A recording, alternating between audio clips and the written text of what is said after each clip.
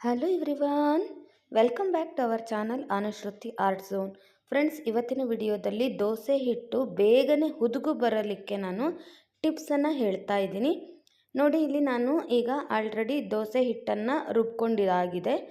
ಈಗ ಇದಕ್ಕೆ ನಾನು ಹುದುಗು ಬೇಗ ಬರಲಿಕ್ಕೆ, ಅಂದರೆ ಚಳಿಗಾಲದಲ್ಲಿ ಬೇಗನೆ ಹುದುಗು ಬರೋದೇ ಇಲ್ಲ ಅಲ್ವಾ, ದೋಸೆ ಹಿಟ್ಟು ಹುಳಿ ಆಗೋದೇ ಇಲ್ಲ.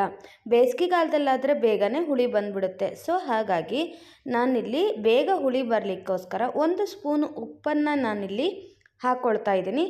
ಉಪ್ಪನ್ನು ಹಾಕ್ಕೊಂಡ್ಬಿಟ್ಟು ನೀವು ಸ್ಪೂನಲ್ಲಿ ಬೇಡ, ಕೈಯಲ್ಲೇ ನೀಟಾಗಿ ಈ ರೀತಿ ನೋಡಿ ಕಲಿಸ್ಕೋಬೇಕು.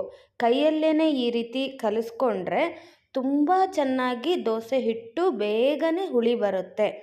ನೀವು ಈ ಟಿಪ್ಸನ್ನು ಟ್ರೈ ಮಾಡಿ ನೋಡಿ. ಚಳಿಗಾಲದಲ್ಲಿ ದೋಸೆ ಹಿಟ್ಟು ಹುದುಗು ಬರಲಿಕ್ಕೆ, ಬೇಗ ಹುದುಗು ಬರಲಿಕ್ಕೆ ಈ ಟಿಪ್ಸು ಅನುಕೂಲ ಆಗುತ್ತೆ. ಇದಲ್ಲದೆ ಇನ್ನು ಬೇರೆ ಟಿಪ್ಸನ್ನು ನಾನು ನಿಮಗೆ ತಿಳಿಸ್ತಾ ಇದ್ದೀನಿ.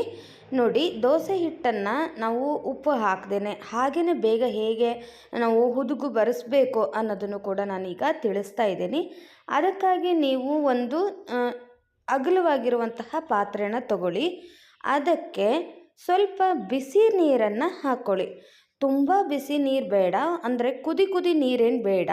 ಸ್ವಲ್ಪ ಬಿಸಿ ನೀರಾದ್ರೂ ಓಕೆ. ನೋಡಿ, ಇಷ್ಟು ಬಿಸಿ ನೀರಾದರೆ ಸಾಕು. ನೀವು ಕೈಯಲ್ಲಿ ಮುಟ್ಟಿ ನೋಡಿದರೆ ಸ್ವಲ್ಪ ಬಿಸಿ ಇರಬೇಕು, ಅಷ್ಟು ಬಿಸಿ ಇದ್ದರೆ ಸಾಕು. ಈ ಬಿಸಿ ನೀರಿನಿಗೆ ನೋಡಿ, ನಾವು ಈಗೇನು ದೋಸೆ ಹಿಟ್ಟು ಮಾಡ್ಕೊಂಡಿದ್ವಲ್ಲ, ಈ ಪಾತ್ರೆನ ಅದ್ರ ಒಳಗಡೆ ಇಟ್ಬಿಟ್ಟು ನೀವು ಒಂದು ಪ್ಲೇಟ್ ಮುಚ್ಚಿದರೆ ಆಯಿತು. ಬೆಳಗ್ಗೆ ಎದ್ದು ನೋಡೋಷ್ಟೊತ್ತಿಗೆ ದೋಸೆ ಹಿಟ್ಟು ಬೇಗನೆ ಉಬ್ಬಿ ಬಂದಿರುತ್ತೆ.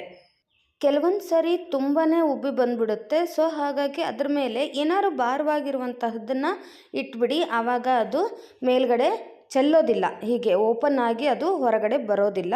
ಸೊ ಹಾಗಾಗಿ ನಾನಿಲ್ಲಿ ಒಂದು ಕಲ್ಲನ್ನು ಇಟ್ಟಿದ್ದೀನಿ. ನೀವು ಭಾರವಾಗಿರುವಂತಹದ್ದು ಯಾವುದೇ ಆದ್ರೂ ಡಬ್ಬಿ ಅಥವಾ ಯಾವುದಾದ್ರು ಒಂದು ಇಡ್ಬೋದು. ನೆಕ್ಸ್ಟ್ ಟಿಪ್ ಏನು ಅಂತ ಹೇಳಿ ನೋಡೋದಾದರೆ, ನೋಡಿ, ನಾನು ಇವಾಗ ಕುಕ್ಕರ್ನ ಸ್ವಲ್ಪ ಒಂದು 5 ನಿಮಿಷದ ಕಾಲ ಬಿಸಿ ಮಾಡ್ಕೊಂಡು ಬಂದಿದ್ದೀನಿ. ಸ್ವಲ್ಪ ಇದನ್ನು 5 ನಿಮಿಷದ ಕಾಲ ಬಿಸಿ ಮಾಡಿಕೊಂಡ್ರೆ ಸಾಕು.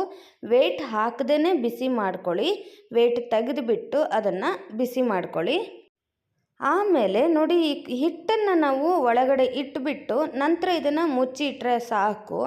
ಬೆಳಗ್ಗೆ ಅನ್ನೋಷ್ಟೊತ್ತಿಗೆ ಅದು ಹಿಟ್ಟೆಲ್ಲ ಹುಳಿ ಬಂದಿರುತ್ತೆ. ನೋಡಿ, ಈ ಟಿಪ್ಸು ಕೂಡ ನಿಮಗೆ ಅನುಕೂಲ ಆಗುತ್ತೆ. ಚಳಿಗಾಲದಲ್ಲಿ ದೋಸೆ ಹಿಟ್ಟು ಬೇಗನೆ ಹುದುಗು ಬರಲಿಕ್ಕೆ ಎಷ್ಟೆಲ್ಲ ಟಿಪ್ಸ್ ಇದ್ದಾವೆ ಅಂತ ಹೇಳಿ ನೋಡಿದ್ರಲ್ಲ. ಓಕೆ, ನಿಮಗೆಲ್ಲ ಈ ಟಿಪ್ಸ್ ಇಷ್ಟ ಆದರೆ ಲೈಕ್ ಮಾಡಿ, ಹಾಗೆ ನಿಮ್ಮ ಫ್ರೆಂಡ್ಸ್ ಆ್ಯಂಡ್ ಫ್ಯಾಮಿಲಿಗೂ ಕೂಡ ಶೇರ್ ಮಾಡಿ. ಸಿಗೋಣ ಹಾಗಾದರೆ ಮತ್ತೊಂದು ಇಂಟ್ರೆಸ್ಟಿಂಗ್ ವಿಡಿಯೋಂದಿಗೆ. ವಿಡಿಯೋ ನೋಡಿದ್ದಕ್ಕಾಗಿ ಧನ್ಯವಾದಗಳು.